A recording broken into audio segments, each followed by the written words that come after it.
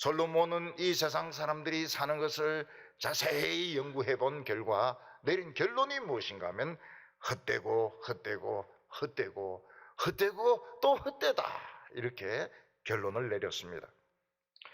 솔로몬이 인생이 헛되다고 이야기한 것은 똑똑한 자나 미련한 자나 부자나 가난한 자나 모두 다 똑같이 죽음이 찾아오고 죽고 난 뒤에는 다 별 볼 일 없이 그냥 흙에 묻히고 말기 때문에 그렇습니다. 어떤 사람은 공부를 많이 해서 최고의 지성이라고 그렇게 불리우는 사람에게도 죽음이 찾아오고, 어떤 사람은 폐지를 죽고, 어떤 사람은 막 어렵게 살고 공부를 못한 사람에게도 죽음이 똑같이 찾아오기 때문에 공부한 것이나 안 한 것이나 한때는 유명하고 한때는 사람들에게 영향을 끼치지만은 결국은 다 헛되다고 말하고 있는 것입니다. 근데 솔로몬은 전도서 9장에 와서 지금까지 한 말과 완전히 반대되는 말을 하고 있습니다. 그게 무엇인가 하면 사람이 살아있는 것이 죽은 것보다 훨씬 낫다는 것입니다. 헛되고 헛되고 헛되고 헛되다고 말해놓고 지금 9장에 와가지고는 살아있는 것이 죽은 것보다 훨씬 나으니까 우리는 꼭 살아야 된다, 이렇게 말하고 있습니다. 그는 아주 유명한 예를 들고 있는데 그 예가 무엇인가 하면 살아있는 개가 죽은 사자보다 낫다는 것입니다. 사자는 동물의 왕입니다.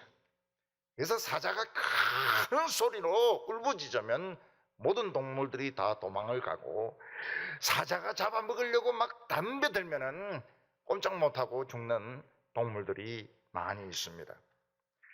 그러나 그렇게 대단한 동물의 왕 사자도 죽으면 그냥 고기 덩어리에 불과합니다. 소리를 지를 수도 없고 다른 어떤 동물들도 무서워하지 않습니다.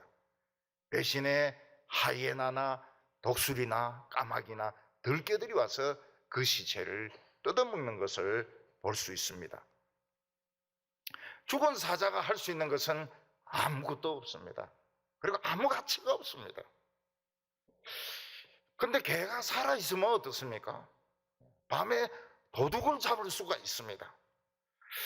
개가 뭐 좀 주인의 마음에 안 들면은 발에 채이기도 하고 빗자루로 맞기도 하고 어떤 데는 막 슬립바로 막 뺨을 맞기도 하고 이러지만은 개가 살아있으면 밤에 도둑을 쫓을 수가 있습니다. 어떤 개는 집에 불이 났을 때 안방에 들어가서 자고 있는 주인을 막 흔들어 깨워가지고 막 물고 나와가지고 주인을 살려주는 개도 있고, 주인이 전쟁터에 나가서 몇 년 동안 돌아오지 않으니까 매일 기차 정거장에 나가서 주인을 기다리는 그런 개도 있습니다. 얼마 전에 어떤 개는 주인이 바구니에 돈을 넣어주니까 바구니를 물고 가서 시장을 봐오는 개가 있습니다. 근데 가게 주인이 그 쓰는 돈을 엉터리로 이렇게 주니까 개가 안 가요. 계속 엉터리로 주니까 짖습니다. 빨리 정확하게 계산하라고. 그래서 정확하게 계산하니까 그 물건하고 그 쓰름돈을 물고 집으로 오는 개가 있습니다. 죽은 사자보다 훨씬 똑똑하죠. 솔로몬은 사람들이 이 세상에 사는 것이 뭐 공부를 했거나 말았거나 돈이 있거나 적거나 똑같이 죽고 나면 흙이 되어서 없어지는 데는 다 헛되고 헛되고 헛되다고 말하고 있습니다. 근데 9장에 와서 갑자기 그러나 산자가 죽은 자보다 훨씬 낫다고 말하고 있습니다. 왜 9장에 와서 갑자기 변해버릴까요? 산자가 죽은 자보다 왜 모든 것이 나을까요? 오늘 첫 번째는 살아있는 사람의 유익한 점이 무엇이냐 하는 것입니다. 하나님께서는 사람을 워낙 잘 만드셨기 때문에 살아있을 때는 거의 천재와 같습니다. 어떤 때는 막 그냥 신에 가까운 그런 능력을 발휘할 때가 있습니다. 어떤 사람은 바둑을 두는데 막 거의 막 귀신같이 바둑을 두는 사람이 있는가 하면, 배구를 하는데 막 귀신같이 서브를 하고 스파이크를 먹이는 그런 여자 선수들도 있습니다. 또 어떤 사람은 막 피아노를 치는데 얼마나 그 손가락이 막 춤을 추듯이 움직이는지 사람들의 마음이 녹아내리기도 하고 참 감동을 받을 때도 있습니다. 어느 오페라에 가보니까 소프라노가 막 아리아를 막 부르는데 옆에서는 막 신음소리를 내고 여기서는 훌쩍거리면서 울고 있고 가만히 앉아있는 사람은 내밖에 없었습니다. 못 알아들으니까요. 알아듣는 사람들은 막 울고 막 의자에서 막 떨고 있고 난립니다. 권력을 가진 사람이 한마디를 하면 그 밑에 있는 뭐 장관이나 차관이나 뭐 알아서 다 해줍니다. 알아서 다 해줘요. 그래서 왕과 같은 권세를 누릴 수가 있습니다. 그러나 사람이 죽어버리면 어떻게 됩니까? 아무리 운동을 잘했던 사람도 시체입니다. 아무리 피아노를 잘 친 사람도 시체입니다. 아무리 권력을 누리고 막 나라 전체를 쥐었다 펴었다 한 사람도 그냥 시체에 불과한 것입니다. 사람은 살아있기는 하지만 이 생명을 가지고 남을 사랑하고 또 남을 축복하고 남을 기쁘게 하는 사람이 있는가 하면, 이 몸을 가지고 남에게 상처를 주고 남을 괴롭히고 심지어는 남을 죽이는 사람도 있습니다. 어떻게 이렇게 다를 수 있을까요? 인간의 폭은 천사와 악마 사이에 왔다 갔다 합니다. 얼마나 폭이 넓은지 몰라요. 사람이 좋은 마음을 먹으면 천사처럼 될 수 있고 나쁜 마음을 먹으면 마귀도 놀랍니다. 내가 지금까지 마귀 노릇을 해봤지만 저런 마귀는 처음 본다 할 정도로 못된 사람이 될 수 있습니다. 그거는 누구 손에 잡혔느냐 하는데 달린 것입니다. 오늘 1절 말씀을 보면 이 모든 것을 내 마음에 두고 이 모든 것을 살펴본 즉 의인들이나 지혜자들이나 그들의 행위나 모두 다 하나님의 손안에 있으니 사랑을 받을런지 미움을 받을런지 사람이 알지 못하는 것은 모두 그들의 미래의 일들임이라. 사람이 사랑받을런지 미움받을런지 미래에 속한 것이라. 아직은 끝나지 않았습니다. 아직은 끝나지 않았어요. 더 하나님의 손에 붙들려서 사랑받고 더 하나님의 손에 붙들려서 다른 사람의 존경받기 위해서 주 예수의 표대를 향하여 날아간다고 말을 했습니다. 어떤 사람은 늙고 난 뒤에 더 취해지는 사람이 있습니다. 더 비열해지는 사람이 있습니다. 그러나 늙은 후에 더 예수님의 손에 붙들리기 때문에 젠틀하고 아름답고 존경받는 사람이 있는 것입니다. 만약 우리가 하나님의 손에 붙들리지 않고 내 마음 내 생각대로 산다면 그건 결국 마귀에게 붙들린 것입니다. 그 사람은 오래 살면 오래 살수록 추하고 이기적이고 탐욕적인 삶을 살 수밖에 없습니다. 그래서 2절에 보면 모든 사람에게 임하는 그 모든 것이 일반이라. 의인과 악인, 선한 자와 깨끗한 자와 깨끗하지 않은 자, 제사 드리는 자와 제사를 드리지 아니하는 자에게 일어난 일이 일반이니 선인과 죄인, 맹세하는 자와 맹세하기를 무서워하는 자가 일반이로다. 하나님의 손에 붙들리지 않은 사람은 그가 깨끗하든 깨끗하지 않든 매일 사우나를 하든 한 달에 한 번 모욕을 하든 뭐 예배를 드리든 안 드리든, 여기 이제 맹세한다는 것은 기도하는 것을 말하거든요. 기도를 막 매일 새벽 기도를 하든지 안 하든지 간에 똑같다는 거예요. 마귀 손에 붙들려서 이기적으로 산다는 것입니다. 우리가 하나님의 손에 붙잡히려면 말씀을 들어야 됩니다. 그래서 예수님께서는 귀 있는 자는 들을지어다 이렇게 말을 했습니다. 예수님의 설교를 듣는 사람들 중에 귀 없는 사람은 없었어요. 그러나 말씀을 받아들일 귀를 가진 사람들은 적었던 것입니다. 그리고 연단을 받아야 됩니다. 이 세상에서 편하게 살아가지고 하나님의 손에 붙들리는 사람은 없습니다. 고생도 해야 되고 시험에 떨어져 보기도 하고 실패도 해봐야 되고, 모세는 하나님의 손에 붙들리기 위하여 40년을 미디안 광야에서 방황을 했습니다. 그리고 나중에 하나님의 손에 붙들렸을 때 그 지팡이에서 기적이 일어났습니다. 강이 피로 변하고 개구리들이 올라오고 파리떼들이 몰려들고 불루박이 떨어지고 홍해가 갈라지는 기적이 일어났던 것입니다. 하나님의 손에 붙들리는 것이 기적입니다. 마귀 손에 붙들리면 마귀같이 살게 되어 있습니다. 오늘 두 번째는 솔로몬이 인간이 가진 그 치명적인 병을 발견했다는 것입니다. 어떤 사람은 아름답게 사는데 어떤 사람은 참 고약하게 사는 이유가 어디 있을까요? 그것은 인간에게 선천적인 병이 있기 때문입니다. 이 병이 치료되면 아름답게 살고, 이 병이 치료되지 않으면 아주 고약하게 살게 되는 것입니다. 그래서 3절을 보면 모든 사람의 결국은 일반이라 이것은 해 아래서 행하여지는 모든 일에 악한 것이니 곧 인생의 마음에는 악이 가득하여 그들의 평생에 미친 마음을 품고 있다가 후에는 죽은 자들에게로 돌아가는 것이라. 인간에게는 두 가지 병이 있는데 하나는 무엇입니까?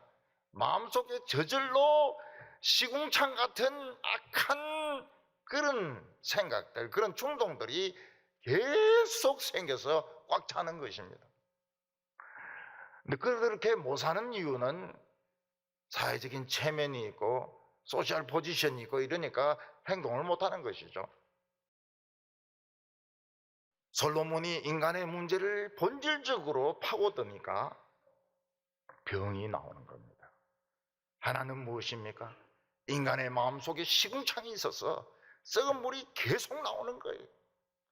이걸 이제 공부한 거 가지고 이걸 이제 카바를 시키고 사회적인 지위를 가지고 카바를 시켜서 드러나지 않기는 하지만 마음속에는 음욕과 탐욕과 더러운 것이 가득 차 있는 것입니다.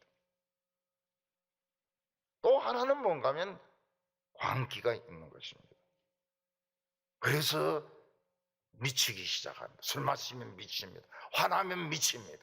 자살하는 것은 미쳐서 자살하는 것입니다.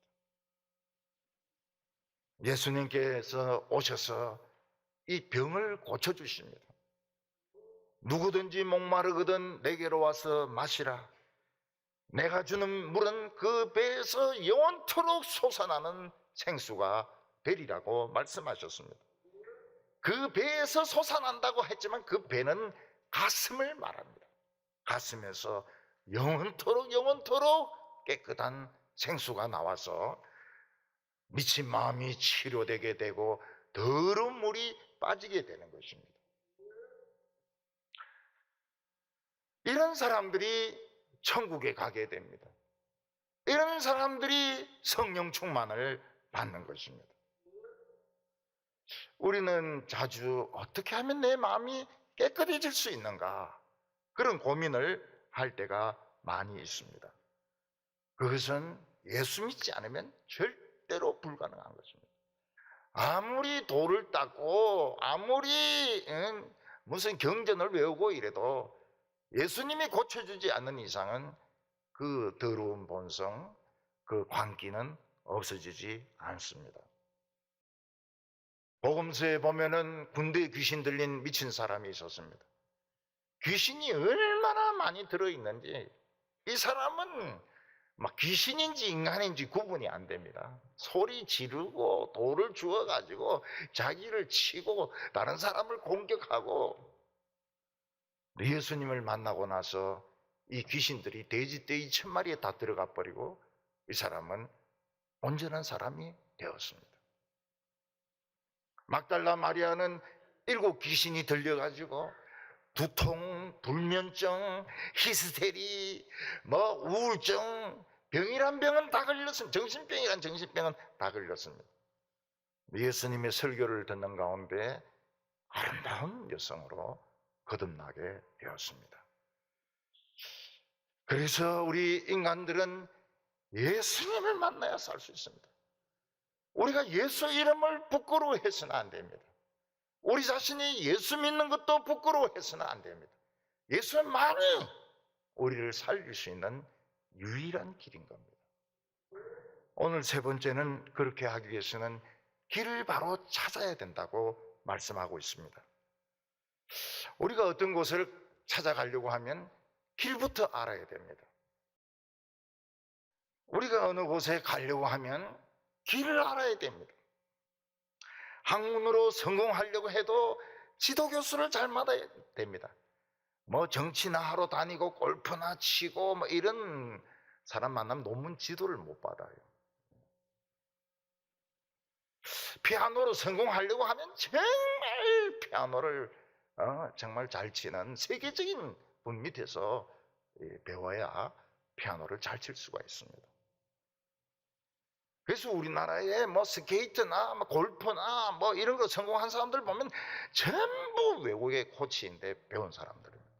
우리나라 안에서 배워봐야 우물랑 개구리밖에 안 되는 겁니다. 신앙적으로도 한평생 신앙생활하고 헛다리 안 짚으려 그러면 목사를 잘 만나야 됩니다. 그래서 성경을 체계적으로 잘 배워야지 그 신앙이 헛다리를 안 짚고 사망의 엄침한 골짜기로 안 빠지지, 그냥 아무나 대놓고 웃긴다고 사람들 많이 모인다고 해서 갔다가는 이거 시궁창에 빠지는 겁니다. 인간은 백지와 같기 때문에 좋은 선생을 만나야 좋은 그림을 그릴 수가 있습니다. 어떤 사람은 문학을 하는데 자기가 자신감이 좀 생겼어요. 그래서 유명한 선생을 찾아가서 자기 글을 보여주었습니다. 내가 어떻게 하면 더 문학적으로 성공할 수 있는가. 그분이 평가를 내리기를 대충 읽고, 너 글은 가볍다. 좀 더 무게가 있는 글을 써라. 아무리 무게 있는 글을 쓰려고 해도 무게가 안 나오는 겁니다. 예수님은 우리에게 길을 가르쳐 주셨습니다. 내가 곧 길이요 진리요 생명이니 나를 말미암지 않고서는 하나님께로 갈 자가 없느니라. 분명히 말씀하셨습니다. 예수님 없이 하나님께로 절대로 못 갑니다. 왜냐하면 예수님이 길이기 때문입니다. 예수님은 우리에게 길을 가르쳐 주셨습니다. 어디로 가라고 그랬습니까? 좁은 문으로 들어가라고 했습니다. 좁은 문은 너무 사람들이 안 다녀서 문이 거의 부서져 있습니다. 그리고 잡초가 막 무성하게 자라고 있고 가시나무 엉겅퀴가 막 얽혀 있습니다. 길도 없어요. 그렇지만 자세히 찾아보면 문이 있습니다. 억지로 비집고 문을 들어가면 어떻게 됩니까? 그 안에 길도 좁은 길입니다. 가시밭길, 돌짝밭길, 막 잡초가 우거진 길, 그런 길이 계속되는 거예요. 아무도 안 알아줍니다.